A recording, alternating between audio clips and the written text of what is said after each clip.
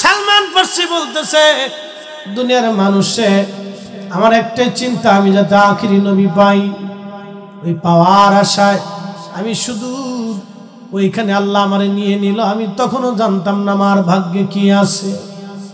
আমি চিন্তায় মগ্ন। সকালবেলা আমার মালিক ইহুদি আমারে নিয়ে গেল বিরাট বড় খেজুরের বাগানে।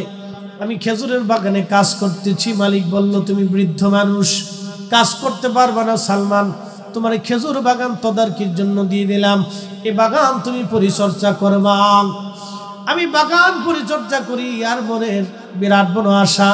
আমার হুজুর পাদ্রী বলেছেন, যেই দেশে খেজুরের বাগান ওই দেশেই নবী, আখিরি নবী পাওয়া যাবে। মনে বড় আশা নিয়ে আমি কিছুদিন কাজ করলাম। একদিন খেজুর গাছের মাথায় উঠে আমি গাছ পরিষ্কার করতেছিলাম। ঠিক এমন সময় ইহুদির বেটা আর তার বন্ধু দুইজন এসে গাছের নিচে বসে বসে গল্প করে আর বলে, শুনছো আমাদের দেশে বলে একজন নবী আসছে, তার নাম মুহাম্মদ, মক্কা থেকে হিজরত করে আইয়ুব আনসারীর বাড়িতে আসছে, সে বলে আখিরি নবী। ইহুদিরা হাসাহাসি করে। ইহুদিরা আজকে থেকেই মুসলমানের দুশ্মন না, ইহুদিরা প্রথম থেকেই মুসলমানের দুশ্মন। আজকে ইসরায়েল যারা ফিলিস্তিনিদেরকে হত্যা করতেছে, ফিলিস্তিনি মা বোনদের কলিজার সন্তান কেড়ে নিচ্ছে, ফিলিস্তিনি ছোট ছোট বাচ্চাদেরকে বোমা মেরে মেরে ফেলতেছে, খাবার পানি আর খাবার দাবার ওরা বন্ধ করে দিয়েছে। বাজান, হামাসের যোদ্ধারা ফিলিস্তিনের পক্ষে, ইহুদিবাদ ওই জালিমদের বিরুদ্ধে যারা লড়াই করতেছে। ভাইজান, খুব মনোযোগ দিয়ে শুনিয়া যান, যারা আজকে ইসরায়েলের বিরুদ্ধে জিহাদ করতেছে, ওরাই হলো বর্তমান জমানার সবচেয়ে খাঁটি মুসলমান। কথা কোন ঠিক কিনা? হযরত সালমান ফার্সি রাদিয়াল্লাহু আনহু ডাক দিয়ে বলতেছেন, দুনিয়ার মানুষে, আমি গাছের উপর থেকে শুনে সন্ধ্যাবেলা মালিকের কাছে গেলাম, ইহুদির কাছে, মনিব আমার একটু বিদায় দেন, আমি মদিনার বাজার থেকে ঘুরে আসি। ইহুদি বলল, সালমান তাড়াতাড়ি আসবা কিন্তু। আমি চলে গেলাম। যাওয়ার পরে ইহুদির বাজারে আমি ওই ইহুদির কাছ থেকে বিদায় নিয়ে খুঁজতে খুঁজতে গেলাম হযরত আইয়ুব আনসারী রাদিয়াল্লাহু আনহু, যিনি মেজবানে রাসূল ছিলেন। আল্লাহর নবীকে তার বাড়িতে জায়গা দিয়েছিলেন মেজবানে রাসূল। হযরত আইয়ুব আনসারী রাদিয়াল্লাহু আনহুর বাড়িতে যাওয়ার পরে আমি দেখি মাঝখানে পূর্ণিমার চাঁদ বসা, চারপাশে সাহাবীরা বসে আছে। এত সুন্দর মানুষ আমি সালমান জীবনেও কোনোদিন দেখি নাই। এত সুন্দর, এত সুন্দর নবী, এত সুন্দর, এত সুন্দর। আমি আস্তে করে যা বসে গেলাম, হুজুরের নসিহত আমি শুনলাম। বাগান থেকে কিছু খেজুর নিয়েছিলাম, প্রথম পরীক্ষা করার জন্য খেজুরগুলি আগায় দিয়ে বললাম, ইয়া রাসূলুল্লাহ, আমি আপনার জন্য কিছু খেজুর সদকা এনেছি, নবীজি আপনি দয়া করে এই খেজুরগুলি সদকা হিসেবে কবুল করে নেন।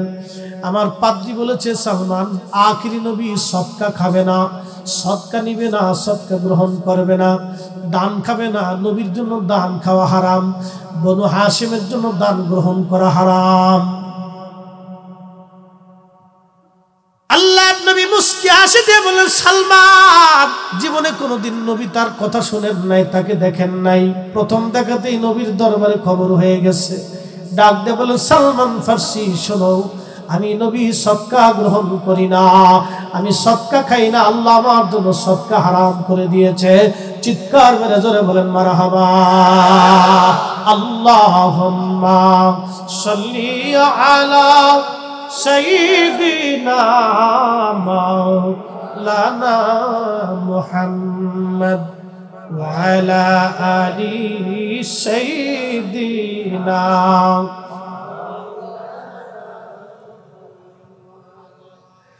তেলের গাড়ি তেলে চলে, হাওয়ার গাড়ি হাওয়ায় উড়ে, বিনা তেলে চালায় গাড়ি নবী সুলাইমান।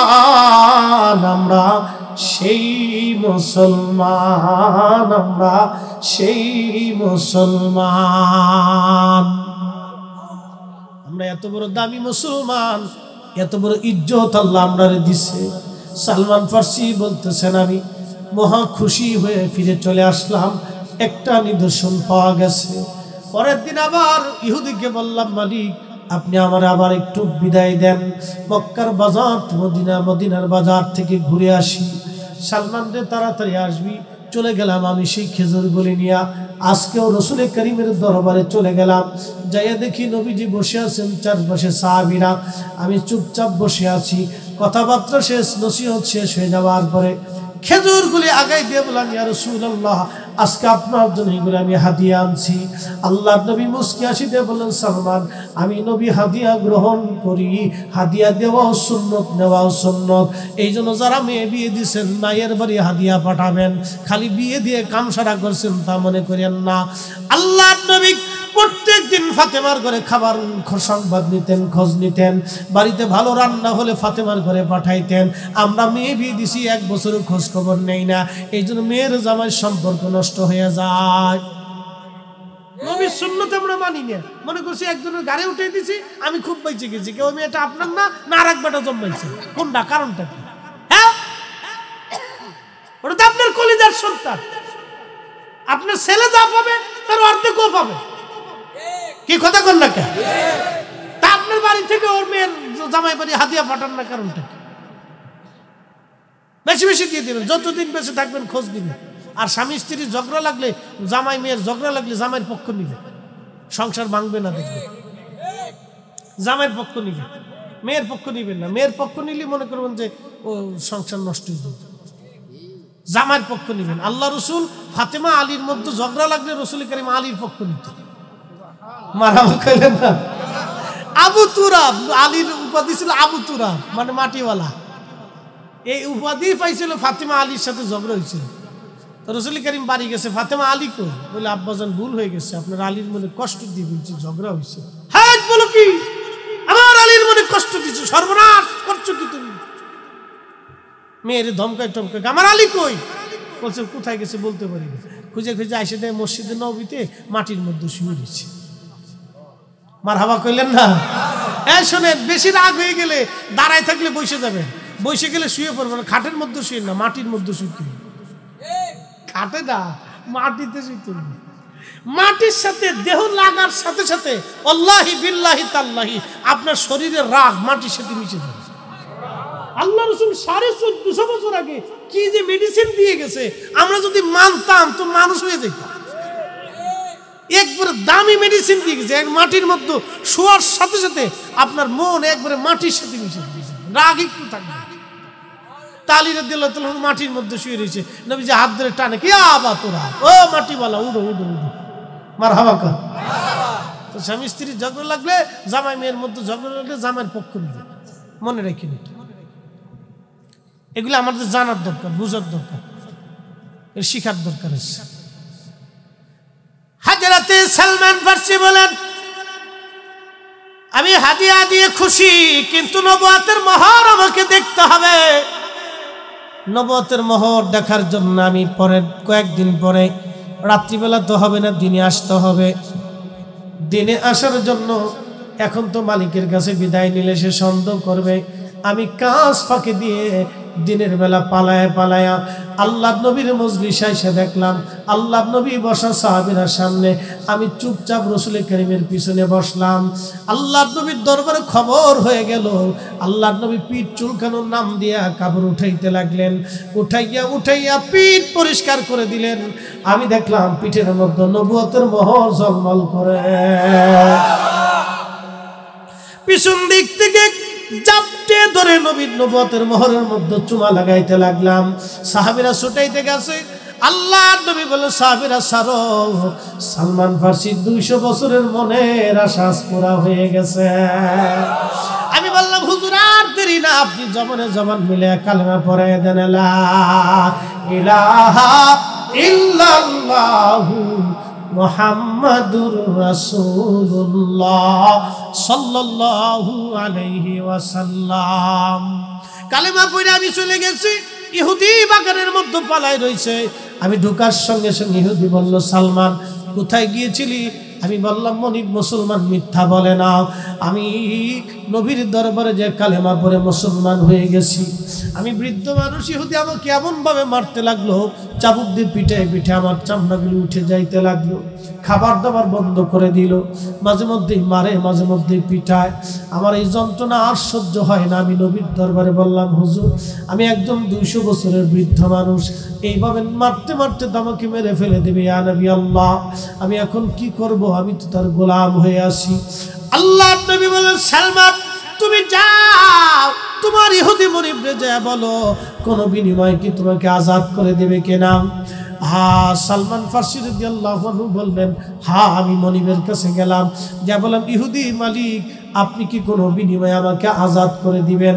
বলে, হ্যাঁ আজাদ করে দিব, তবে শর্ত হলো 400 খেজুরের গাছ লাগাই দিবা, 1 বছরই 400 গাছে গাছ ফল ধরবে, একটা গাছে যদি ফল না ধরে আর একটা গাছ যদি মারা যায় তাহলে শর্ত বাতিল হবে, কোনোদিন তুমি আমার গোলামি থেকে আজাদ হবে না, মৃত্যু পর্যন্ত আমার কাছেই তোকে থাকতে হবে।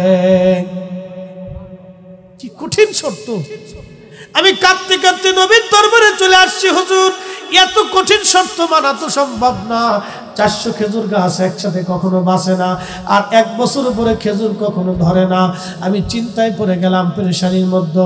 আল্লাহর নবী মুস্কি হাসি দিয়ে বলেন, সালমান তুমি কাঁদো না, তোমার মনিবরে যায় বলো তুমি শর্তে রাজি। বলে, হুজুর আমার পক্ষে সম্ভব না। আল্লাহর নবী ডাক দিয়ে বলেন, সালমান রে যাও, আমি নবী নিজে হাতে তোমার খেজুরের বাগান লাগাই দেব। আল্লাহু আকবার! এ মদিনায় যদি কোনোদিন যান তো ওই ড্রাইভারকে বলবেন যে সালমান ফারসির খেজুরের বাগান দেখাই দিয়ে আসেন। এই উম্মতের দাম কত যে আল্লাহ বলতেছেন, আমি পৃথিবীতে মানুষ পাঠাচ্ছি আমার প্রতিনিধিত্ব করার জন্য।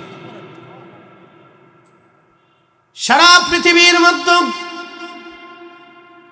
4 লক্ষ প্রজাতির জীব আছে, কোন জীবকে আল্লাহ খয়রে উম্মাহ বললেন না, আমাদেরকে আল্লাহ সর্বশ্রেষ্ঠ জাতি বানাইলেন। একটা মাত্র কারণ, আমরা আল্লাহর প্রতিনিধি দুনিয়ার মধ্যে। তখন ফেরেশতারা বলল, ক্বালু আতাজআলু ফিহা মাইয়ুফসিদু ফিহা ওয়া ইয়াসফিকুদ দিমা।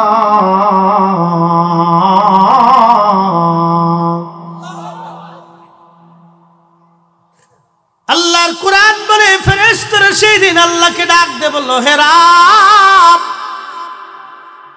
এমন জাতিকে দুনিয়ার মধ্যে তুমি পাঠাইবা যারা দুনিয়ার মধ্যে সর্বপ্রথম ফ্যাসাদ করবে, অশান্তি বাঁধাবে, বিশৃঙ্খলা তৈরি করবে, ঝামেলা পাকাবে, অশান্তি বাঁধাবে। সর্বপ্রথম ফেরেশতাদের আপত্তি এটা, ওরা দুনিয়ার মধ্যে ফ্যাসাদ বাঁধাবে।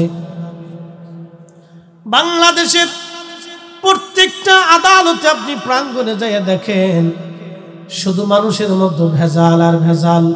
কারো জমি নিয়ে ভেজাল, কারো বউ নিয়ে ভেজাল, কারো গরু নিয়ে ভেজাল, কারো ব্যবসা নিয়ে ভেজাল, কারো আধিপত্য নিয়ে ভেজাল, শুধু ভেজাল আর ভেজাল, মামলা আর মামলা। যান আপনি আদালতে যে দেখেন, ফেরেশতারা কিন্তু বলেন, ইয়া রব, ওরা সালাত আদায় করবে না, রোজা করবে না, হজ করবে না, এই কথা বলছে। প্রথম আপত্তি তাদের একটা কি, আতাজআলু ফিহা মাইয়ুফসিদু, দুনিয়ার ভিতরে ওরা ফ্যাসাদ করবে, অশান্তি বাঁধাবে, বিশৃঙ্খলা করবে, মারামারি করবে, ওয়া ইয়াসফিকুদ দিমা, রক্তপাত করবে।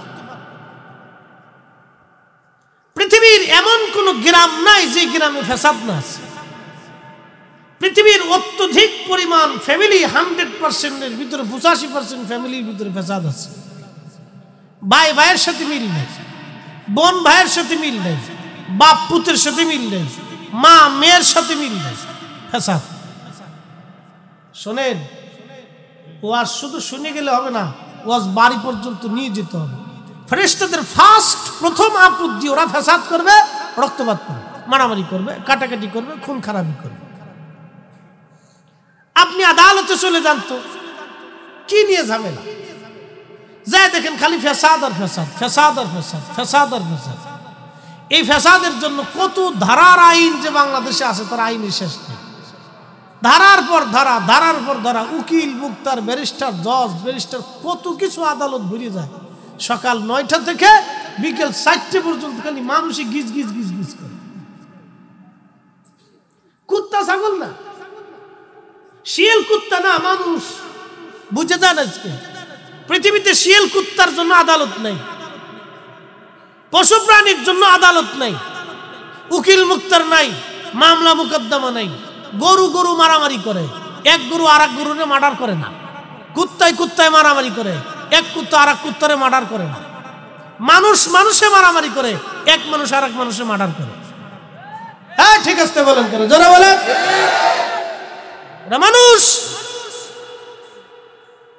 এবার আশ্চর্য যান যে আমরা মানুষ হইতে পারছি কিনা, এটা আগে দেখেন। মুসলমান পরে আসে, মুসলমান পরে আসেন, আগে মানুষ হয়েছে কিনা আগে এটা দেখেন। মুসলমান আরো পরে আসে। মুসলমান এই ব্যাখ্যা দিলে আমরা কেউ মুসলমানের কাতারি। যদি ব্যাখ্যা দিই, সাহাবায়ে কেরামের কথা হুজুর বলে গেছেন যে সাহাবায়ে কেরামের আদল একটু বলবেন। যদি ওই তাফসীরে চলে যায়, শ্রোতা বক্তা কেউ ওই তালিকার ভিতরেই নেই। বুঝতে পারছেন? শ্রোতা বক্তা ও তালিকার মধ্যেই নেই। মুসলমান আরো পরে আসেন, আগে মানুষ হয়েছে কিনা এটা দেখেন। কুত্তা দিয়ে বুঝাই না। দেখেন তো সারা পৃথিবীতে কুত্তায় কুত্তায় মারামারি করে, মারামারি কিন্তু কুত্তার কম হয় না। এই চরযশোরদের এক গ্রুপ কুত্তা আছে, ওই পাশের গ্রামের আর এক গ্রুপ কুত্তা আছে। কুত্তারও গ্রুপ আছে, কুত্তারও লিডার আছে। দেখবেন দুই গ্রুপের সীমান্তের পাশে বিরাট যুদ্ধ লাগাই দিচ্ছে। বহাবহি করে, ধমকাধমকি করে, কিন্তু মার্ডার করে না। একসাথে বলবেন আল্লাহু আকবার। আল্লাহ, এতে শিকার কিছু আছে। বহাবহি করে, দাবড়া দাবড়ি করে, গালিগালাজ করে, কামড়া কামড়ি করে, মারধর দেয়, কিন্তু মার্ডার করে। আর আমরা মোটামুটি একটু ক্ষমতার শক্তি হইলে দাঁড়া তোরে দেখাইতেছি দেখাইতেছি করে শুরু করে দিল।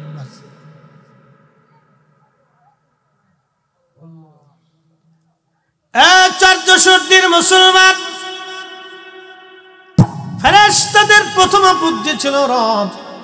ওরা দুনিয়ার মধ্যে ফ্যাসাদ বাঁধাবে, অশান্তি করবে, ওয়াসফিকুদ্দিমান, মারামারি করবে, কাটাকাটি করবে। এরপরে আল্লাহ বললেন ফেরেশতাদের পরে বললেন ওয়া নাহনু নুসাব্বিহু বিহামদিকা ওয়া নুকাদ্দিসু লাক।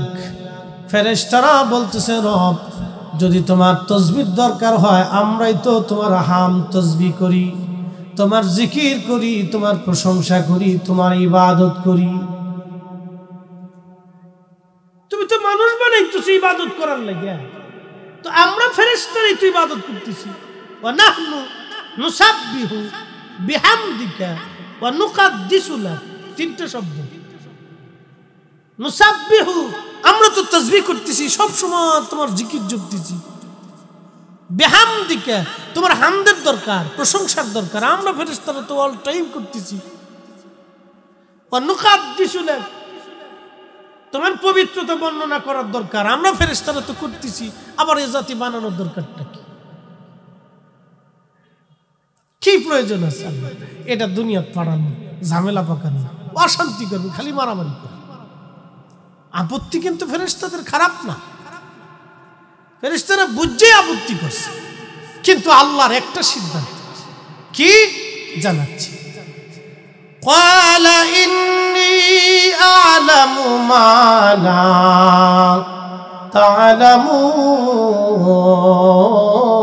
তা'লামুন। ফেরেশতারা রে, আমি যা জানি তোমরা তা জানো না। তার মানে এই মানব জাতির মধ্যে আল্লাহ এমন একজন নবীকে দুনিয়াতে পাঠাবে, যিনি মাকামে মাহমুদ ওয়ালা, যিনি হাউজে কাউসার ওয়ালা, যিনি সাহেবে কোরআন, যিনি হাবিবুল্লাহ। চিৎকার মেরে জোরে বলেন আল্লাহু আকবার। এই মানব জাতির ভিতরে আল্লাহ এমন একজন নবীকে পাঠাবে, সমস্ত মানব জাতি, জিন আর ফেরেশতা, ইনসান, সব মাখলুককে যদি এক পাল্লায় দিয়ে দেন, তো আমাদের ওই নবীকে যদি আর এক পাল্লায় দেন, তো আমাদের নবীর ওজনের সমান হবে। ওনার প্রশংসা করে শেষ করার মতো যোগ্যতা পৃথিবীর কোনো আলেমের নাই। দুনিয়ার বিরাট বড় বড় আলেমরা ওনার প্রশংসার কিতাব লিখছে। আহা, কত বড় বড় আলেম জানেন, যারা লক্ষ লক্ষ লক্ষ লক্ষ হাদিস মুখস্থ বলে দিতে পারতেন। দুই একটা হাদিস না, লাখে লাখে হাদিস। ইমাম আহমদ ইবনে হাম্বল 6 লক্ষ হাদিস মুখস্থ ছিল। ইমাম বুখারীর 10 লক্ষ হাদিস মুখস্থ ছিল। ইমাম ইয়াহয়া ইবনে মুঈনের 10 লক্ষ হাদিস হিফজ ছিল। শুধু হিফজ ছিল না, 10 লক্ষ হাদিস মুখস্থর পরেও ওই 10 লক্ষ যারা রাবি ছিল, প্রায় 40 লক্ষ মানুষের জীবনী ওনার কণ্ঠস্থ, ওনার সিনার ভিতরে জমা ছিল। ওনাকে রিজাল শাস্ত্রের জনক বলা হয়, ইয়াহয়া ইবনে মুঈন। একটা হাদিস শোনার জন্য উনি সুদূর মদিনা থেকে মিশর গেছে, ওনার জীবনীর ভিতরে আসছে। একটা হাদিস শোনার জন্য, একটা হাদিস শোনার জন্য মিশর গেছে। মিশর যাওয়ার পরে যে মুহাদ্দিসের ঘরে গেছে, যা বলতেছে, হুজুর আপনার কাছে বলে অমুক একটা হাদিস আছে, তা আমাকে একটু শোনান। তো বলতেছে, হুজুর আপনি সুদূর থেকে আসছেন, তাহলে আপনি বসেন, আমার এই হাদিসটা আমার নিজের কিতাবের মধ্যেই লেখা আছে, আমি কিতাবটা বের করে এনে আপনাকে শুনিয়ে দিচ্ছি। ইয়াহয়া ইবনে মুঈন বলতেছে, হুজুর যদি মুখস্থ থাকে তাহলে আপনি আমাকে আগে শোনান, কিতাব পরে আনবেন। বলে, হুজুর না, আমি কিতাবটা নিয়ে আসি। বলতেছে, না, কিতাব আনতে যেয়ে যদি আপনি মারা যান তাহলে রাসূল কারীমের সেই হাদিস শোনার সৌভাগ্য আমার হবে না। আমি কত শত মাইল পথ একটা হাদিস শোনার জন্য আসছি। একসাথে বলা যাবে আল্লাহু আকবার। আর এই উম্মতের বেডিরা লিপস্টিক নষ্ট হয়ে ওযুই করে না। হ্যাঁ, ওই বেডির ভিতর থেকে কি আশা করা যায়? এই কি কথা করলেন? খালি ছাগল, মুরগা, হাঁস, এতলে বেডি পাগল হয়ে যাচ্ছে। বুঝে জানিস, এতলে বেডি পাগল। তুনার ভিতর থেকে আর কি আশা করবেন? কিচ্ছু আশা করেন। একটা হাদিস শোনার জন্য ওনাদের হৃদয়ের কত আকুতি মিনতি ছিল। আর আমরা হুজুরা এই সারাদিন চিল্লাচ্ছে, এই মুসল্লিরা কেউ ওটা আমরা জানি। অনেক মুসল্লির দোকানে বুঝি, হুজুর যা করবো আমরা জানি। বুঝতে পারছেন? হুজুর যা করবো আমরা জানি, এরকম লোক আছে। প্রিয় মুসলমান, খুবই মনোযোগ দিয়ে কথাগুলি আর শুনে যাবেন বাবা। চর্যশুদ্ধির মুসলমান, আহা, আল্লাহ এই উম্মতের ভিতরে, মানব জাতির ভিতরে এমন একজন নবীকে আল্লাহ পাঠাইলেন, যিনি মাকামে মাহমুদ ওয়ালা, কত বড় মাকামে মাহমুদ ওয়ালা, কত বড় ইজ্জত ওয়ালা নবীর উম্মত। আমরা ছোট্ট করে পরিসংখ্যান না দিলে আপনি হয়তো বুঝবেন না। আজকে আপনারা মাঠের মধ্যে, এখানে অনেক মানুষ আজ বসে গেছেন ওয়াজ শোনার জন্য। আরো লোক ওলামা ইকরাম আসবে, আরো মানুষ এখানে আসবে। ধীরে ধীরে পুরা মাঠ ভরে যাবে। ছোট্ট একটা মাঠ ভরার জন্য কত বড় আয়োজন, কতদিন মাইকিং করা হয়েছে, কতদিন দাওয়াত করা হয়েছে, কত ব্যস্ততা, কত পরিশ্রম করা হয়েছে। ও চর্যশুদ্ধির মুসলমান, হাসরের মাঠ কত বড় হবে, কত বড় মাঠ হবে হাসরের মাঠ। ছোট্ট করে একটু পরিসংখ্যান আজ আপনাদেরকে দিয়ে দেই। কেন দুনিয়ার মধ্যে আমাদেরকে মুসলমান হয়ে কবরে যাওয়া লাগবে? কেন আল্লাহর আইন মেনে কবরে যাওয়া লাগবে? কেন রাসূল কারীমের সুন্নাহ মেনে কবরে যাওয়া লাগবে? কেন নবীর জীবনের গড়নে জীবন গঠন করা লাগবে? কেন সাহাবীদের আদলে জীবন গঠন করা লাগবে? কারণ কি? কঠিন। ওই মেহশরের মাঠ কত বড় হবে? আদম শফিউল্লাহ থেকে কিয়ামত পর্যন্ত যত মানব জাতি দুনিয়াতে তৈরি হয়েছে, সব মানব জাতিগুলি আল্লাহর আদালতে হাসরের মাঠে একত্রিত হবে। তাহলে সেই মাঠ কত বড় হবে? জিন জাতির আদি পিতার নাম ছিল তারান্নুস। আহা, বিরাট বড় জিন। তারান্নুসের জীবনে হায়াত হয়েছিল ৬০,০০০ বছর, যার উপাধি আবুল জিন। খলাকল ওয়া খলাকল জাহান্নাম মিন মারিজিম মিন নার। কোরআন বলতেছে, আগুনের শিখা থেকে জিন জাতি বানাইছি। আগুন আপনি জ্বালাবেন, হলুদ হলুদ যে আগুনটা জ্বলে, এর উপরে একটা সবুজ সবুজ, হালকা সবুজ বরণের আগুন, তার উপরে আর একটা ধোঁয়া আসে, কালো কালো কালো। এই ধোঁয়া থেকে আল্লাহ জিন জাতি তৈরি করলেন, এই জন্য জিন জাতি খালি চোখে দেখা যায় না। এই জিন জাতিরা নিজেদের আকৃতি নিয়ে কিয়ামতের ময়দানে আল্লাহর আদালতের সামনে দাঁড়ায় যাবে। কোটি কোটি বিলিয়ন ট্রিলিয়ন জিন আল্লাহর সামনে দাঁড়াবে।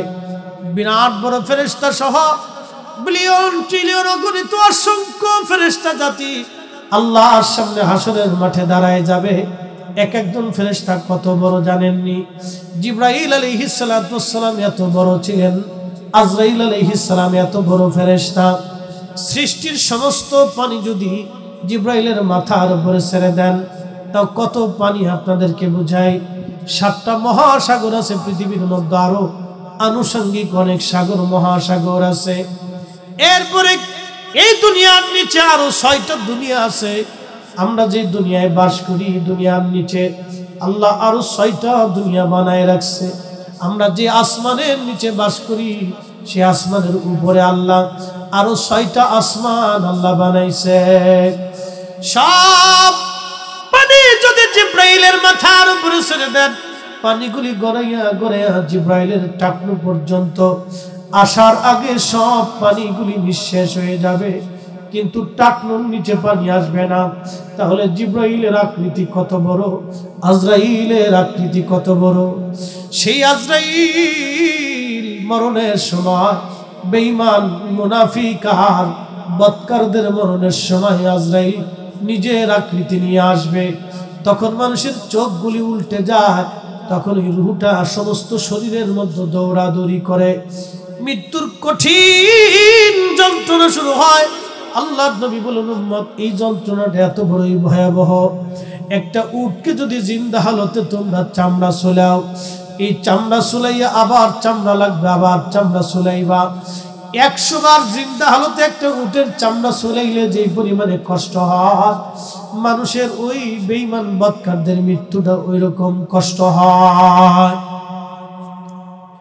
4 দশকের মুসলমান সে আজরাইল সাকৃতিতে আল্লাহর আদালতের সামনে কিয়ামতের ময়দানে দাঁড়ায় যাবে।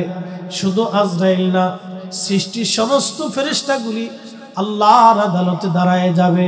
সেই দিন আল্লাহর সামনে সিজদায় পড়ে থরথর থরথর করে কাঁপতে থাকবে। কতদিন পার হবে? কোরআন বলতেছে, তাহারুজুল মালাইকাতু ওয়ার রূহু ইলাইহি ফি ইয়াউমিন কানা মিকদারুহু 50 আলফ সানা।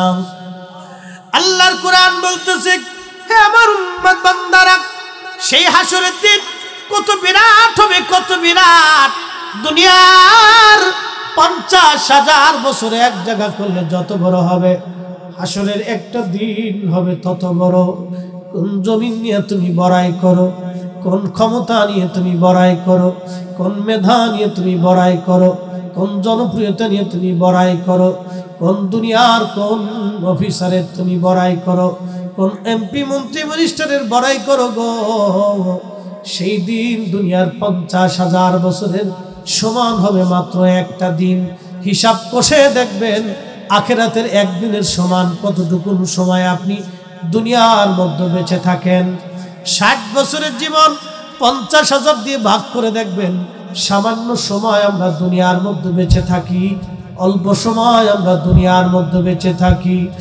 একদিন মাটির ভিতরে হবে ঘর রে মন আমার, কেন বান্দ দালান ঘর। কবি ঠিক লিখেছিলেন, কিসের জন্য দুনিয়ার ঘর দরজা বাঁধো? আহা, আমার হুজুর বলেছেন, হুজুর রাসূলের সাহাবীরা দলে কিছু কথা বলবেন, ছোট্ট করে বুঝাই দিয়ে যাই। নবীর একজন সাহাবী ছিলেন, তার নাম হযরত সালমান ফারসি রাদিয়াল্লাহু আনহু। জীবনে হায়াত পাইছিলেন 250 বছর। চিৎকার মেরে জোরে বলবেন কি সুবহানাল্লাহ। এত বড় লম্বা হায়াত নবী সাহাবীদের মধ্যে কারো ভাগ্যে জুটে নাই। আল্লাহর নবী দুনিয়াতে যেই সময় তশরীফ রাখবেন, আরো 200 বছর আগে প্রায় তার জন্ম হয়েছিল। সালমান ফার্সির বাড়ি ছিল বর্তমান ইরান দেশে। সালমান ফার্সির বাবা ছিল আগুনের পূজারী, এরা আগুন পূজা করত। বিরাট বড় সম্পদের মালিক। বাবা সবসময় পায়ের মধ্যে শিকল বেঁধে রাখতো সালমান ফার্সির, যাতে ছেলেটা হারায় না যায়, পালিয়ে না যায়।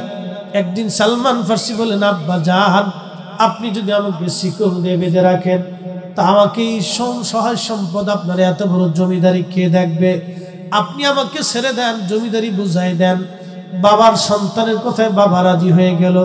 সালমান ফার্সি বলেন, ওইখান থেকে আমি বাবার কাছ থেকে পালাইলাম। এক ধর্মযাজক খ্রিস্টান ঈসা আলাইহিস সালামের ধর্মের অনুসারী পাদ্রীর কাছে আমি কালমা পড়লাম। তার খেদমতে কাটাইয়া তার মৃত্যুর সময় তার কাছ থেকে জিজ্ঞাসা করলাম, কোথায় গেলে আমি আল্লাহ পাবো? তিনি আরেকজন পাদ্রীর ঠিকানা দিলেন। আমি তার গির্জায় 30 বছর কাটাইলাম। এইভাবে গির্জায় ঘুরে আমার প্রায় 200 বছর পার হয়ে গেল। শেষ পাদ্রী যখন মারা যাবে তখন বললাম, হুজুর আপনি তো মারা যাবেন। জীবনের প্রায় 200 বছর ধরে আমি পাদ্রীর গির্জায় ঘুরেছি আল্লাহ পাওয়ার জন্য, কিন্তু আল্লাহ পাই নাই। এখন বলেন বাকি জীবন কোন পাদ্রীর কাছে কাটাবো বলেন? ওই পাদ্রী আমাকে বলল, সালমান তুমি চিন্তা করো না, তাওরাত আর জবুর ইনজিলের বিধান আইন অনুযায়ী আমি যতটুকু বুঝেছি জানলাম, আখিরি নবী রাহমাতুল লিল আলামিন ধরাধামে তশরিফ এনেছে। বলে, বলেন কি হুজুর, তার ওই নবী কোথায় গেলে পাবো? বলে, বেশি বেশি খেজুরের বাগান।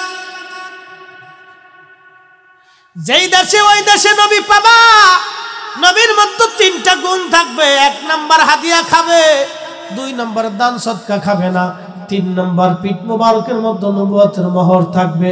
যদি পাও ওই 3টা নিদর্শন, তাহলে ওই নবী চিনবা, উনি আখিরি নবী। ওই নবীর পরে আর কোন নবী দুনিয়াতে আসবে না। সালমান তুমি যাও খুঁজো, ওই নবী যদি পাও তো আল্লাহ পাইয়া যাইবা, আখিরাতের মুক্তির রাস্তা তোমার হয়ে যাবে। সাহাবীরা নবী পাওয়ার জন্য কি পরিমাণে কষ্ট করছে, আর আমরা মসজিদে নামাজ পড়ি, হুজুর ওয়াজ করে, ওয়াজ মজা লাগে না? ওয়াজ বুঝি মজা লাগে না? কত বড় ধমক! ইমাম সাহেবের বেতন কত? 4000, 5000, 10,000, 8,000, তাও বেতন। ওরে বাপরে বাপ! একজনে বিড়ি খায়, একটা বিড়ির দাম কত? পরিসংখ্যান দিই, মনে কিছু নিয়েন না। একটা বিড়ির দাম কত কোনছে?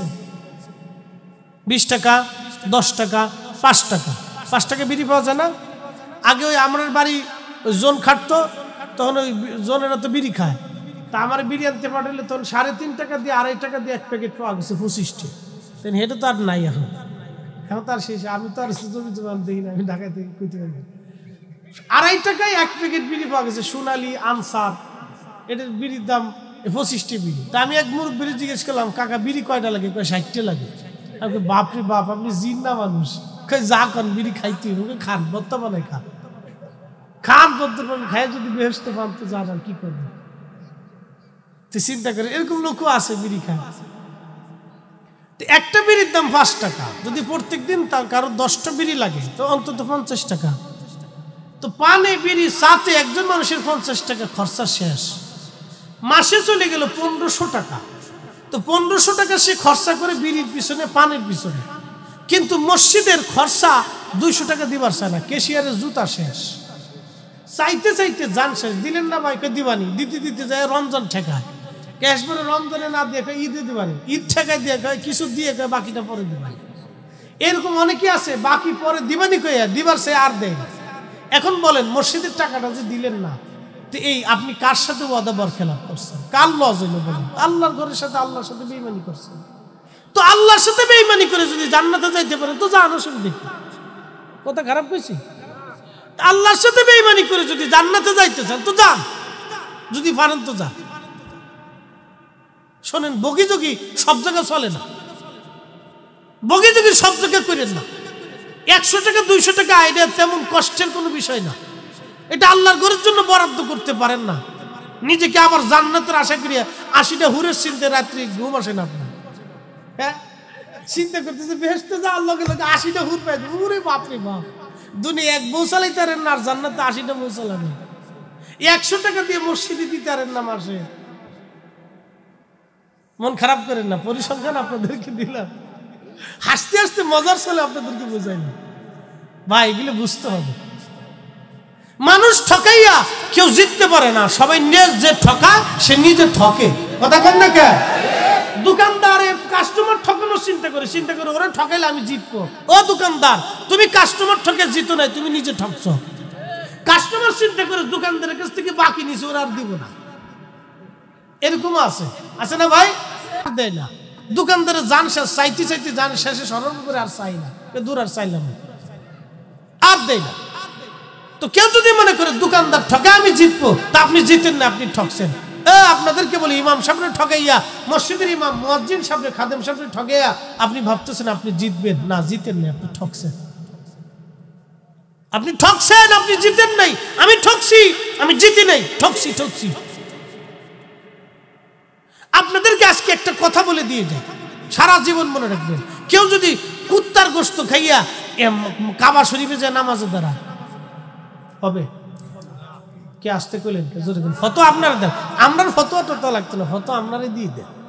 বলেন, কেউ যদি শুয়োরের গোশত খাইয়া মাকাম ইব্রাহিমে যায় একবারে সারা রাত্র নামাজ পড়ে, হবে না? জোরে কর না কেন, হবে না?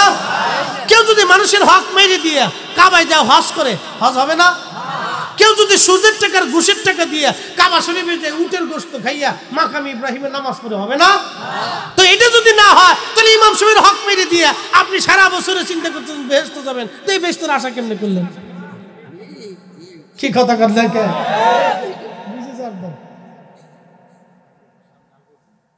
বুঝার দরকার ভাই, মন খারাপ করেন না। আপনার 100 টাকা হয়তো আপনার তেমন লস হবে না, কিন্তু আল্লাহর ঘরের জন্য বরাদ্দ। হ্যাঁ, একটু সামনের দিকে আগাইতে হবে, তাহলে পাবলিকের তো জায়গা হইতো না। আমার পরে আবার যুক্তিবাদী সমাজ, ওনার ওয়াজ খুব মজা, আমি নিজেও শুনি, আমরাও শুনি। হ্যাঁ, আমিও শুনি, মজা আছে, ওনার ওয়াজও মজা আছে। দোয়া করি আমরা তো একই দেশের সন্তান। ওনার বাড়ি গোপালগঞ্জ, আমার বাড়ি ফরিদপুর, বেশি দূরে না।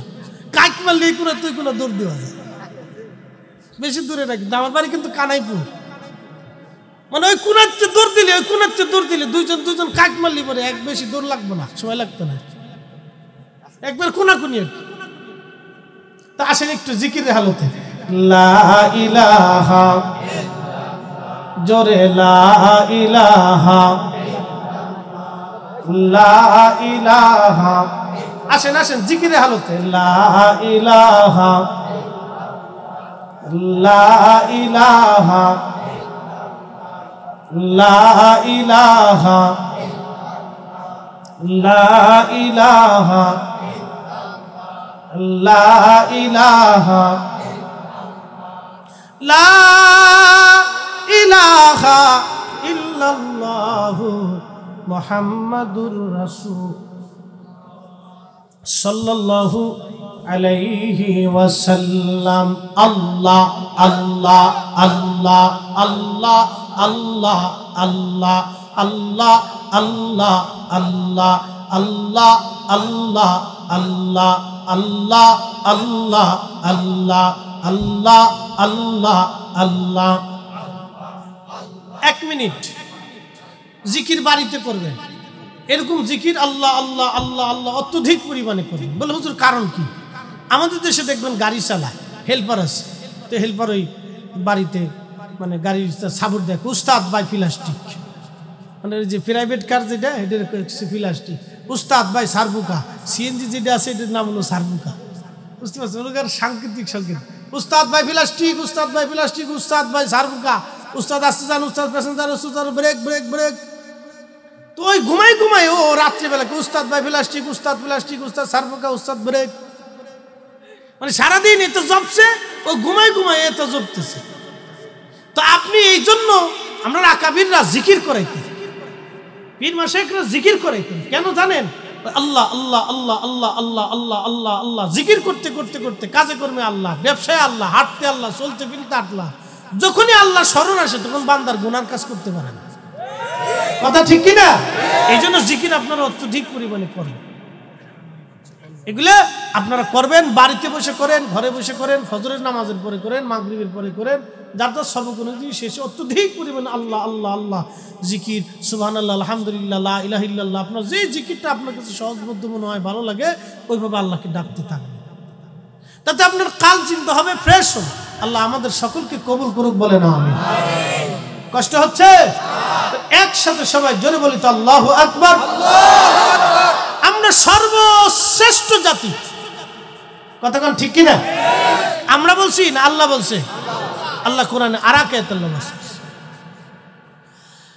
ওয়ালতাকুম মিনকুম উম্মাতুন ইয়াদউনা ইলাল খায়রি ওয়া ইয়ামুরুনা বিল মা'রুফি ওয়া ইয়ানহাউনা আনিল মুনকার। আল্লাহর কোরআন বলতেছে, আমার বান্দাদের মধ্যে এমন একদল বান্দা থাকবে যারা মানুষদেরকে আল্লাহর দিকে ডাকবে। সবাই না, একদল থাকবে যারা সবসময় মানুষদেরকে আল্লাহর দিকে ডাকবে, ভালো কাজের দিকে ডাকবে এবং খারাপ কাজ থেকে তারা ফিরায় লাগবে। সেই যারা ডাকবে তারা আলেম ওলামারা, আউলিয়া, কিয়ানুজাবানু কাবা, আল্লাহর ওলি সকল, তারা মানুষদেরকে সবসময়ের জন্য আল্লাহর দিকে ডাকতেন, আল্লাহর পথে ডাকতেন, এখনো ডাকতেছেন, আগামীতেও ডাকতে থাকবে। কারণ আল্লাহর কালাম কখনো মিথ্যা হবে না। কিয়ামত পর্যন্ত এক জামাত মানুষ সবসময় মানুষদেরকে আল্লাহর দিকে ডাকতে থাকবে, আল্লাহর দিকে ডাকতে থাকবে। আমার সমাজে আবার বহু পীর আছেন যারা নামাজ রোজা করে না, শরীয়তের ধার ধারে না, বাজার, এগুলো পীর না, এগুলো হলো শয়তানের দালাল। মুসলমান, বাজার থেকে আপনি আম, জাম, কলা, কাঁঠাল যা কিছুই কিনেন না কেন, এটা ভেবে চিন্তে কিনেন। যদি কাপড় চোপড় যাচাই বাছাই করে এত কিছুই সদাই করলেন, তাহলে আখিরাতের সদাইটাও বাবা দেখে শুনে করা লাগবে। কি কথা কর?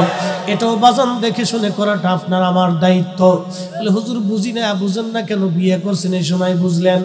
বাজারে কদু কিনতে গেছেন, কদুরে খামসাইতি কদুর জান শেষ। কদু ডাক দেখে খামসাও কে, সিমটেও কে, কদু খামসাও কে, মালিককে তোরে যে খামসাবো না, দেখকে তো কিনা লাগবে, তুই জালি না বাতি। দুনিয়ার কদু কিনতে দিয়ে কদুর যদি জান শেষ করে ফেলেন খামসায় খুসাইয়া, তাহলে আখিরাতের বাজার করার জন্য আপনাকে দুনিয়ায় বুঝে সুঝে বাজার করা লাগবে। কথা কর, এটা বুঝে সুঝে আপনার করতে, এক বাক্যে শেষ। এত ওয়াজ করার দরকার নেই, যারা বুঝে তারা অল্পতে বুঝে। ওয়াজ করলে কি লাভ, শুনলে কি লাভ? লাভ হবে তার আমলে, আমলেও লাভ হবে না নবী প্রেম না থাকলে দিলে। কথা কোন ঠিক কিনা? নবী প্রেম থাকলে দিলে লাভ হবে কম, আমলে সুপারিশ করবেন নবী রোজ হাসরের ময়দানে। জ্ঞানী যারা বুঝে তারা শুধু ইশারায় নাদানের বুঝাইতে পারে আছে কে কোথায়। জ্ঞানীর মতো জ্ঞানী হলে অল্প কথাই বুঝে, কচুর মতো কচু হলে অল্প জালে সিজে। সালমান ফার্সির কথা বলছিলাম, কত কষ্ট একটা কালেমার জন্য উমরা করেছিলেন। উনি বলতেছেন, দুনিয়ার মানুষ তোমরা শোনো, আমি ইরান থেকে রওনা দিলাম, অনেক বড় লম্বা ওয়াজ, মুক্তাসার করে শেষ করতে হবে। উনি বলতেছেন, আমি ইরান থেকে রওনা দিলাম, রওনা দেওয়ার পরে ইরাকের মরুভূমির মধ্যে যখন আসলাম, তো ডাকাত দলের আমার ধরে নিয়ে ইরাকের কুফার বাজারে উঠাইছে বিক্রি করার জন্য। এখন যেমন মানুষ হাটে বাজারে কেনা বেচা হয় আগের জমানায়, এখন যেমন গরু ছাগল হাটে বাজারে কেনা বেচা হয়, আগের জমানায় মানুষ ওইভাবে কেনা বেচা হতো। হাই হাই হাই, কত নিকৃষ্ট জমানা ছিল, চিন্তা করে। আমার দেশের বেটিরা স্বাধীনতার জন্য লাফালাফি করে, নারী স্বাধীনতা চায়, নারীদেরকে জীবন্ত কবর দিচ্ছে। এক সাহাবী বলতেছে, ইয়া রাসূলুল্লাহ, আমি 8টা কন্যা সন্তান জীবন্ত কবর দিচ্ছি। আহা, কল্পনা করতে পারবেন আপনার একটা মেয়েরে থাপ্পড় দিলে পরে আপনার কলিজার ভিতরে পুরে? কি বাবা, কথা কন না কেন? পুরে না? আপনি মারছেন, অপরাধ করছে, আপনি একটা থাপ্পড় দিলেও পরে আপনার অন্তরে ব্যথা লাগে, অন্তরের ভিতরে ব্যথা লাগে যে আপনি সন্তানটাকে পিটাইছেন, মারছেন, ভাল লাগতেছে না। ওরা আদর না করলে, চকলেট না খাওয়াইলে, ওই বিস্কুট না খাওয়াইলে আপনারা আর ভাল লাগতেছে না। মেয়েটারে মারছেন, যেখানে যান, যত দূরে যান, অশান্তি লাগতে থাকে, কলিজার ভিতরে ব্যথা লাগতে থাকে। এই ব্যথা কাউরে দেখানো যায় না। আরে একটা সন্তানকে থাপ্পড় দিলে যদি ব্যথা লাগতে পারে তাহলে আপনার মনটা কত নরম। আর সেই জমানায় মানুষের হৃদয় এতই পাথর ছিল যে 8টা সন্তানকে কবর খুঁজছে, জীবন্ত কবর দিছে, ব্যথাই লাগে না। আহা, ওইখান থেকে আল্লাহর নবী আমরা উঠাইয়া নারী জাতির এমন ইজ্জত দিছে, আল্লাহর নবী বলে গেল একটা মেয়ে একটা জান্নাত। আর যে মেয়েটা জান্নাত শুধু না, ওই নারীর পায়ের নিচে সন্তানের বিয়ে। কি মর্যাদা আল্লাহর নবী দিয়ে গেছে। আর এই বেডিরা আজকে আসার সময় দিই পদ্মা সেতুর রাস্তায় বেডি মোটরসাইকেলের পিছনে চলে রয়েছে, বেডি নেই বোঝা যায় না। হ্যাঁ, বিরাট বড় গিয়ারে চালাইতেছে। আমার গাড়ি 100-র উপরে চলতেছে, ওর গাড়ি 120-এ চলতেছে মোটরসাইকেল। আমাকে একবার যদি পড়িস তাহলে বত্তা হয়ে যাবে। কোনটা বেডি, কোনটা সেরি, কোনটা ইজলে পরে আর চিনা যাবে না। চলতেছে ধুমছে চলতে, পিছন দিক তো খালি গিয়ার মারতেছে, আর সামনেটা আরো গিয়ার বাড়াইতেছে। শয়তানে আসে আর খালি একবার করে দেয়। বুঝতে পারছেন? এই অবস্থা চলতেছে আমাদের দেশ।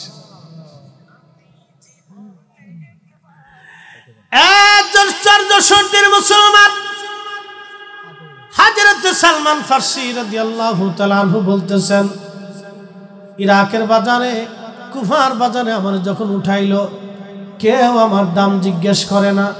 আমি বৃদ্ধ মানুষ, চুল দাড়িগুলি একেবারে সাদা, চামড়াগুলি আমার ঘুষিয়ে গেছে,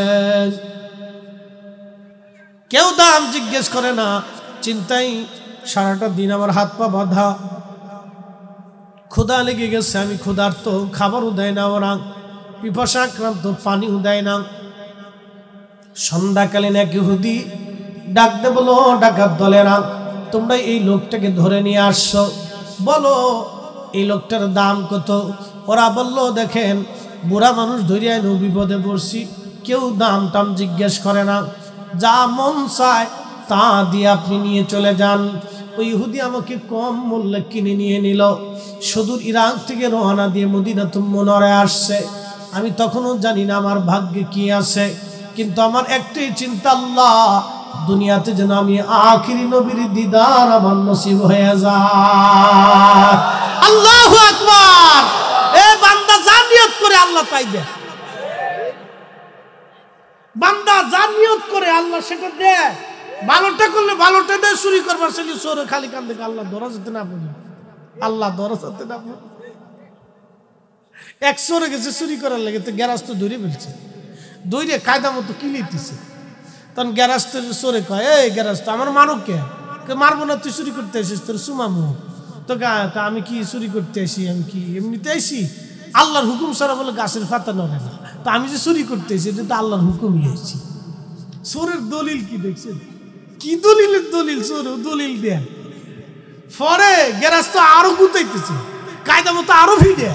মারো কে? তোরে দিচ্ছে আল্লাহ চুরি করার লেগে, আর আমারে দিচ্ছে আল্লাহ তোরে কিলানোর লেগে। বুঝতে পারছেন? চোরেরও দলিল আছে, বিরাট দলিলের দলিল। খুব মনোযোগ দিয়ে হযরত সালমান ফারসি বলতেছে, দুনিয়ার মানুষে আমার একটাই চিন্তা, আমি যাতে আখিরি নবী পাই। ওই পাওয়ার আশায় আমি শুধু ওইখানে আল্লাহ আমারে নিয়ে নিল, আমি তখনও জানতাম না আমার ভাগ্যে কি আছে। আমি চিন্তায় মগ্ন। সকালবেলা আমার মালিক ইহুদি আমারে নিয়ে গেল বিরাট বড় খেজুরের বাগানে। আমি খেজুরের বাগানে কাজ করতেছি। মালিক বলল, তুমি বৃদ্ধ মানুষ, কাজ করতে পারবে না সালমান, তোমার খেজুর বাগান তদারকির জন্য দিয়ে দিলাম, এই বাগান তুমি পরিচর্যা করবা।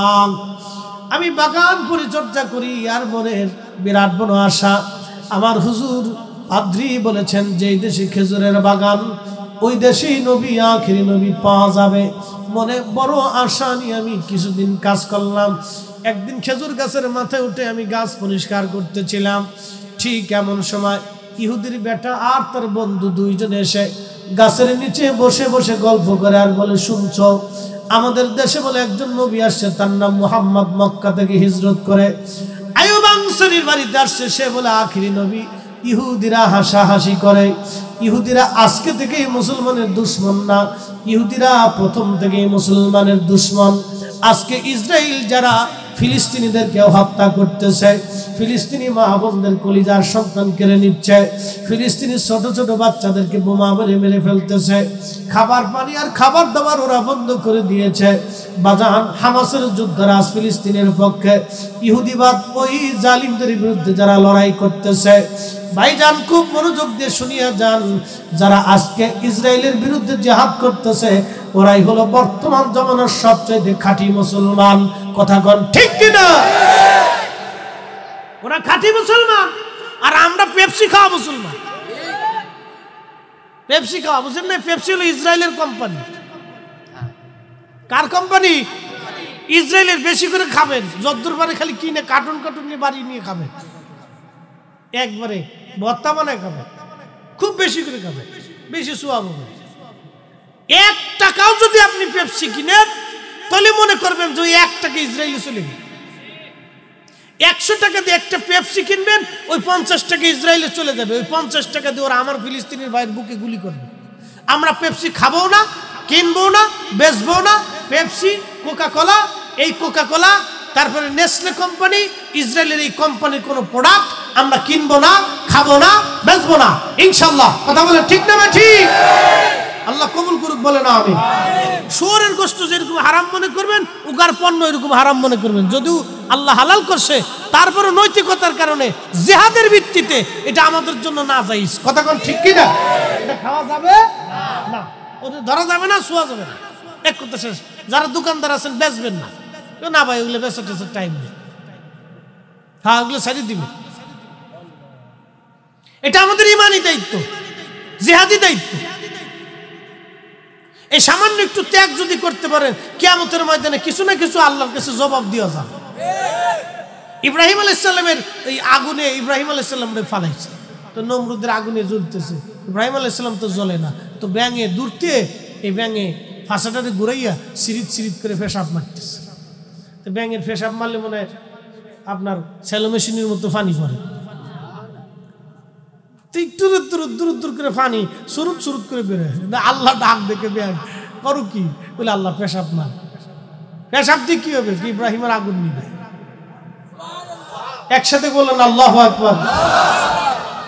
ইব্রাহিম আলাইহিস সালামের আগুন নিবাও, ওই পেশাবে আগুন নিবো?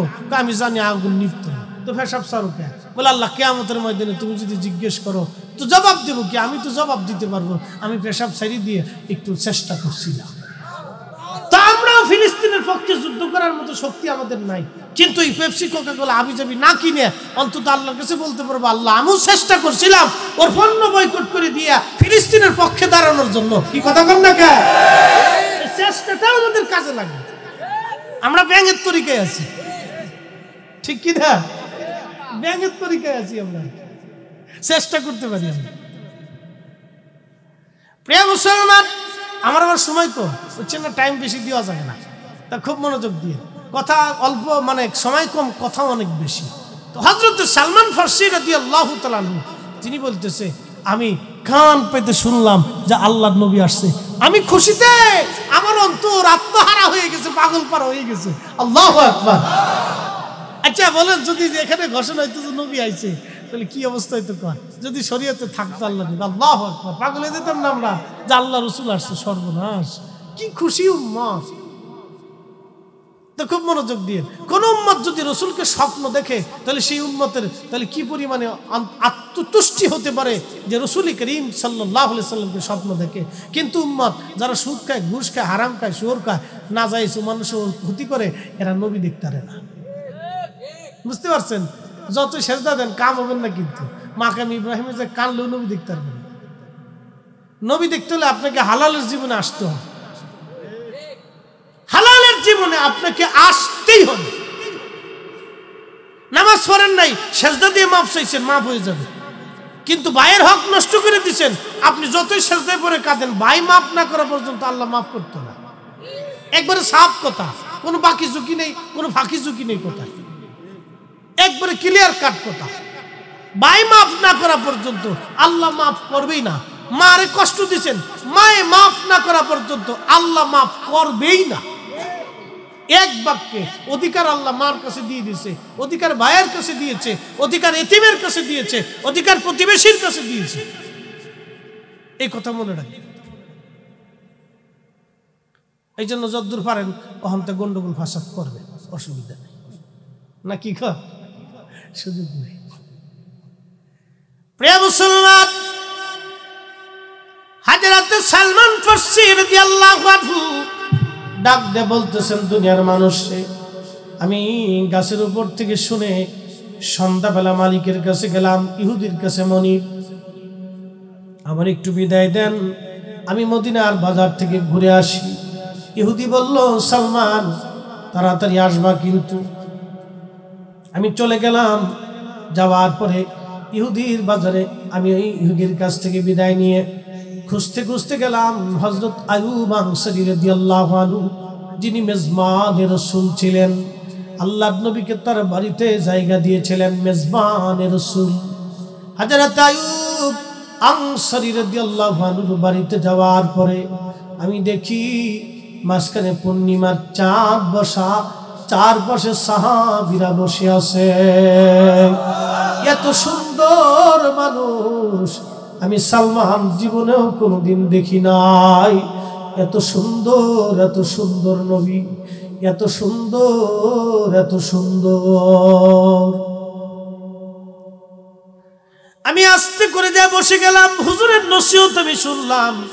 বাগান থেকে কিছু খেজুর নিয়েছিলাম, প্রথম পরীক্ষা করার জন্য খেজুরগুলি আগায় দিয়ে বললাম, ইয়া রাসূলুল্লাহ, আমি আপনার জন্য কিছু খেজুর সদকা এনেছি, নবীজি আপনি দয়া করে এই খেজুরগুলি সদকা হিসেবে কবুল করে নেন। আমার পাদ্রী বলেছে, সালমান আখিরি নবী সদকা খাবে না, সদকা নিবে না, সদকা গ্রহণ করবে না, দান খাবে না, নবীর জন্য দান খাওয়া হারাম, বনু হাশিমের জন্য দান গ্রহণ করা হারাম। আল্লাহর নবী মুস্কি হাসি দিয়ে বলেন, সালমান জীবনে কোনোদিন নবী তার কথা শোনেন নাই, তাকে দেখেন নাই, প্রথম দেখাতেই নবীর দরবারে খবর হয়ে গেছে। ডাক দিয়ে বলেন, সালমান ফারসি শোনো, আমি নবী সদকা গ্রহণ করি না, আমি সদকা খাই না, আল্লাহ আমার জন্য সদকা হারাম করে দিয়েছে। চিৎকার মেরে জোরে বলেন মারহাবা।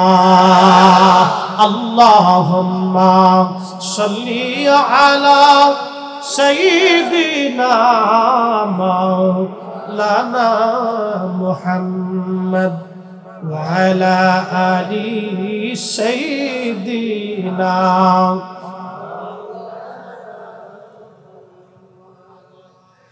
তেলের গাড়ি তেলে চলে, হাওয়ার গাড়ি হাওয়ায় উড়ে, বিনা তেলে চালায় গাড়ি নবী সুলাইমান। আমরা সেই মুসলমান, আমরা সেই মুসলমান। আমরা এত বড় দামি মুসলমান, এত বড় ইজ্জত আল্লাহ আমরা দিছে। সালমান ফারসি বলতেছেন, আমি মহা খুশি হয়ে ফিরে চলে আসলাম, একটা নিদর্শন পাওয়া গেছে। পরের দিন আবার ইহুদিকে বললাম, মালিক আপনি আমার আবার একটু বিদায় দেন, মক্কার বাজার মদিনার বাজার থেকে ঘুরে আসি। সালমান রে তাড়াতাড়ি আসবি। চলে গেলাম আমি সেই খেজুরগুলি নিয়ে। আজকেও রসুল করিমের দরবারে চলে গেলাম, যাইয়া দেখি নবীজি বসে আছেন, চারপাশে সাহাবীরা, আমি চুপচাপ বসে আছি। কথাবার্তা শেষ, নসিহত শেষ হয়ে যাওয়ার পরে খেজুরগুলি আগাই দিয়ে বললাম, ইয়া রাসূলুল্লাহ, আজকে আপনার জন্য এগুলো আমি হাদিয়া আনছি। আল্লাহর নবী মুস্কি হাসি দিয়ে বললেন, সালমান আমি নবী হাদিয়া গ্রহণ করি, হাদিয়া দেওয়াও সুন্নত, নেওয়াও সুন্নত। এই জন্য যারা মেয়ে বিয়ে দিচ্ছেন মায়ের বাড়ি হাদিয়া পাঠাবেন, খালি বিয়ে দিয়ে কাম সারা করছেন তা মনে করেন না। আল্লাহর নবী প্রত্যেক দিন ফাতেমার ঘরে খাবার সংবাদ নিতেন, খোঁজ নিতেন, বাড়িতে ভালো রান্না হলে ফাতেমার ঘরে পাঠাইতেন। আমরা মেয়ে বিয়ে দিছি, 1 বছরের খোঁজ খবর নেই না, এই জন্য মেয়ের জামাই সম্পর্ক নষ্ট হয়ে যায়। নবীর সুন্নত আমরা মানি না, মনে করছি একজনের গাড়ি উঠে দিছি, আমি খুব বেঁচে গেছি। কেউ মেয়েটা আপনার না, না আর একবারটা জন্মাইছে, কোনটা কারণটা কি? হ্যাঁ, ওটা তো আপনার কলিজার সন্তান। আপনার ছেলে যা পাবে তার অর্ধেকও পাবে, কি কথা কন না কেন? তা আপনার বাড়ি থেকে ওর মেয়ের জামাই বাড়ি হাদিয়া পাঠান না, কারণটা কি? বেশি বেশি দিয়ে দিবেন, যতদিন বেঁচে থাকবেন খোঁজ দিবেন। আর স্বামী স্ত্রীর ঝগড়া লাগলে, জামাই মেয়ের ঝগড়া লাগলে জামাইয়ের পক্ষ নিবে, সংসার ভাঙবে না, দেখবে। জামাইয়ের পক্ষ নিবেন, মেয়ের পক্ষ নিবেন না। মেয়ের পক্ষ নিলে মনে করবেন যে ও সংসার নষ্ট হয়ে যাবে। জামাইয়ের পক্ষ নিবেন। আল্লাহ রসুল ফাতেমা আলীর মধ্যে ঝগড়া লাগলে রসুল করিম আলীর পক্ষ নিত। মারামা কইলেন না? আবু তুরাব, আলীর উপাধি ছিল আবু তুরাব, মানে মাটিওয়ালা।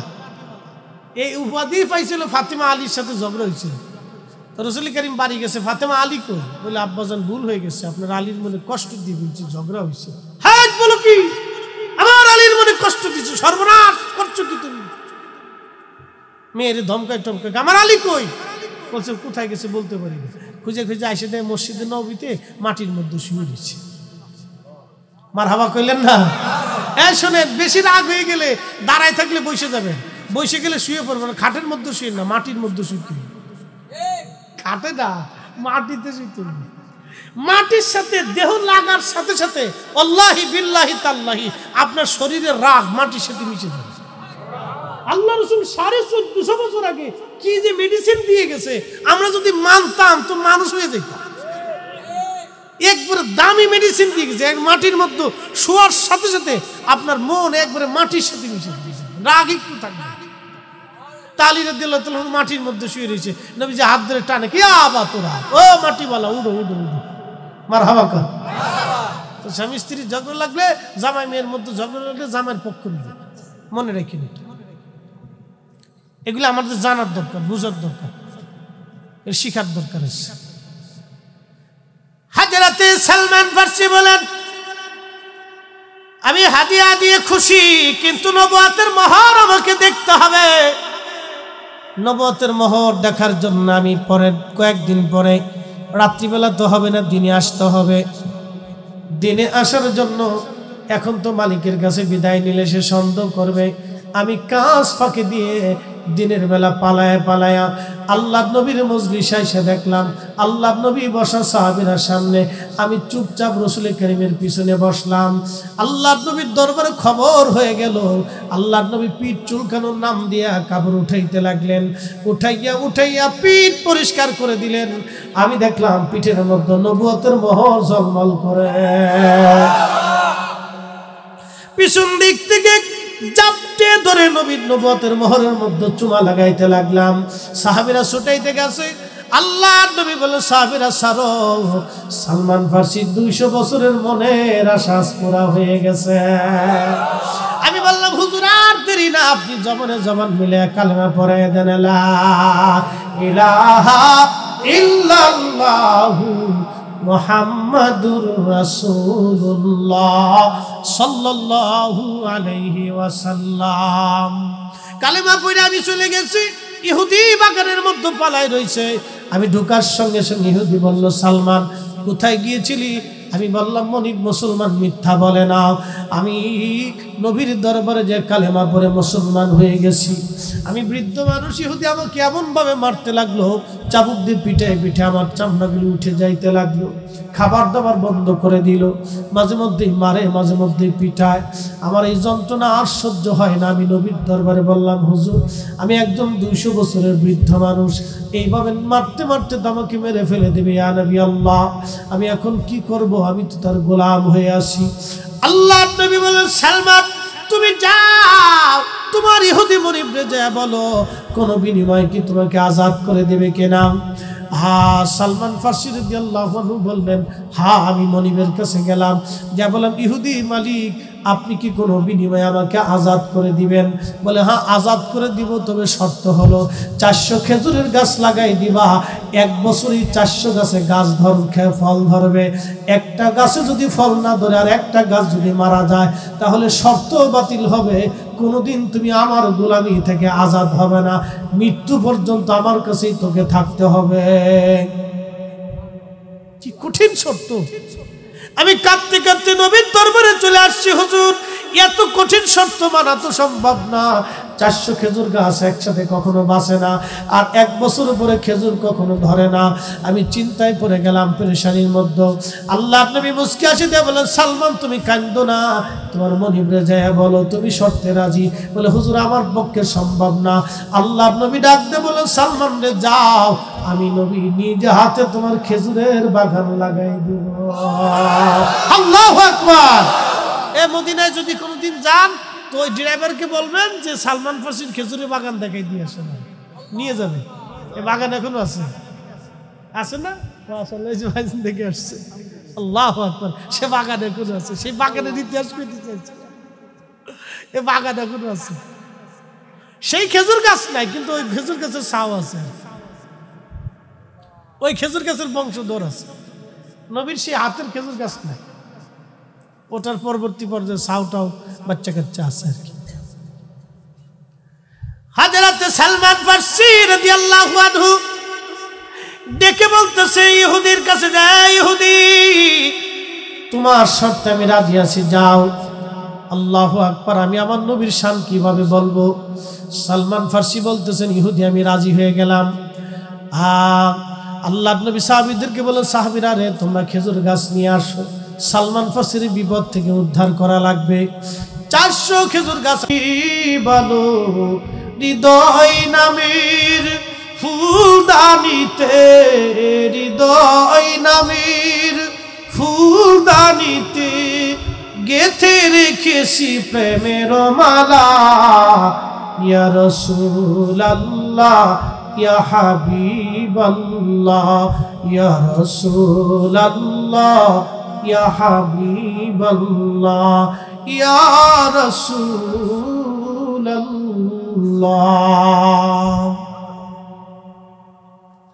সেই সালমান ফার্সি ইরাকের গভর্নর, অ্যাটেনশন, এই কথাটা বলার জন্য ওনার জীবনের উপর টান দিছি। উনি ইরাকের গভর্নর হন, ৬,০০০ টাকা মাসে বেতন পেত, ৬,০০০ দিনার। উনি বিয়ে শাদী করেন, কোনো সংসার ওনার ছিল। বেতন পাওয়ার সাথে সাথে সব টাকা আল্লাহর রাস্তায় দান করে দিতেন। সাহাবায়ে কেরামের রাসূল প্রেম এবং তাদের এই জীবন আদর্শ কতটা চমৎকার ছিল তার একটু উদাহরণ ওনার জীবনী থেকে। ওনার বর্তমান মাজার আছে ইরাকের সালমান পাক যেটাকে বলা হয়। ওনার পাশে আরেকজন সাহাবীর রওজা আছে, হযরত হুযায়ফা এবং আব্দুল্লাহ আনসারী রাদিয়াল্লাহু আনহু। ওনাদের আরেকটি ইতিহাস আছে, আজকে সম্ভব না, তো খুব মনোযোগ দিয়ে। ওনাদের থেকে আমাদের অনেক কিছু শিখার আছে। সালমান ফার্সি রাদিয়াল্লাহু আনহু 250 বছর হায়াত শেষ, অনেক বৃদ্ধ হয়ে গেছে, ইন্তেকাল করবেন তিনি। তো এই সময় উনি খুব কাঁদতেছিলেন, খুব ঢেকসি ছেড়ে ছেড়ে কাঁদতেছে।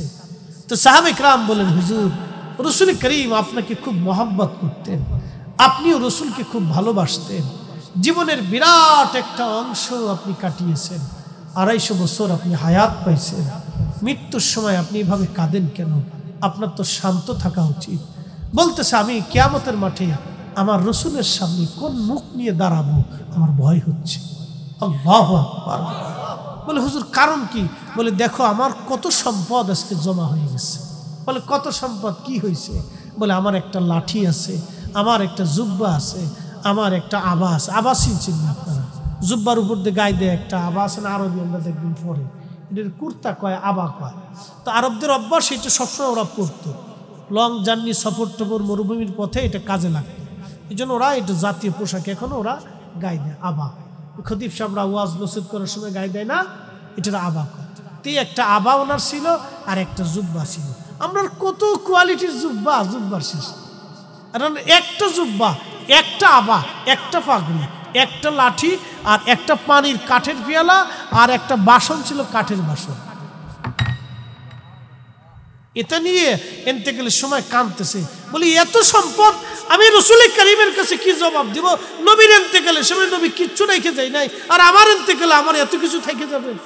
আল্লাহু আকবার। না না, হয়েছে না, আর জোরে বলেন না, আল্লাহু আকবার। আল্লাহর নবীকে তারা কিভাবে অনুসরণ করতেন একটু চিন্তা করে। আমি আগেই প্রথমে বলছি যে ওনাদের জীবন যদি বলি তাহলে আমরা মনে হবে যে আমরা মুসলমানই না। কি কথা কর না কেন? আমরা মনে হবে আমরা মুসলমানই না। চিন্তা করেন তো ওনার জমা কি আছে? একটা পাগড়ি, একটা জুব্বা, একটা আবা। গুনেন, একটা পাগড়ি, একটা জুব্বা, একটা আবা, একটা কাঠের বাসন, কাঠ দিয়ে বানানো। তো কয় টাকা দাম করতে হবে? একটা কাঠের বাসন আর একটা কাঠের পিয়ালা, পানি পান করতে। এই তা ওনার নিত্য প্রয়োজনীয় জিনিস। এটার জন্য উনি কাঁদতেছে যে আমি রাসূলের কাছে কিয়ামতের ময়দানে কোন মুখ নিয়ে দাঁড়াবো, কেমনে দাঁড়াইতাম, এত কিছু জমা হয়ে গেল আমার। মাথা নষ্ট হয়ে যাবে। এই চিন্তা আসলে মগজে যে আমরা কি করছি, তাই কিচ্ছু করি, আমাদের জীবন কিছু হয় নাই। যদি আল্লাহ মাফ না করে তাহলে উপায় নাই।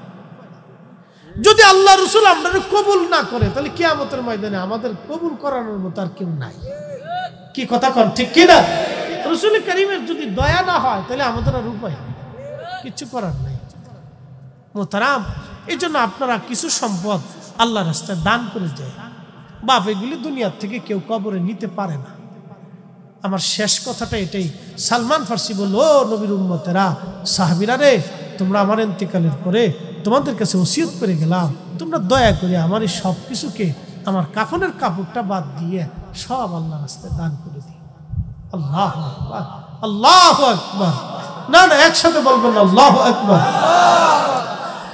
আল্লাহু আকবার ওয়ালিল্লাহিল হামদু বিসমিল্লাহির রাহমানির রাহিম। আল্লাহু আকবার। ওয়া আনফিকু মিম্মা রাযাকনাকুম মিন قبل أن يأتي أحدكم الموت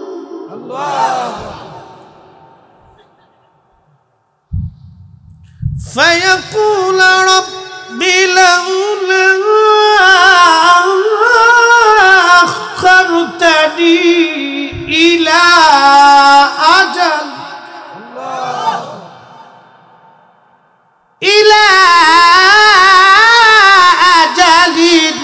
قريب فأصدق وأكن من الصالحين।